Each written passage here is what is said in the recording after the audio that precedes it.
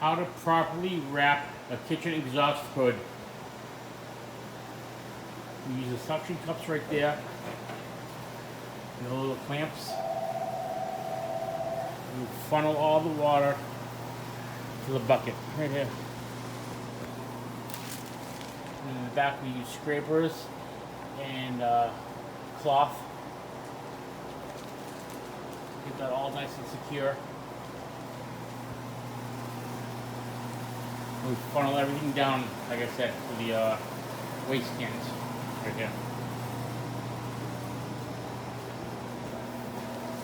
This is how you properly wrap a kitchen exhaust hood. TheHoodCleaningExpert.com 401-952-2874 HoodCleaningExpert.com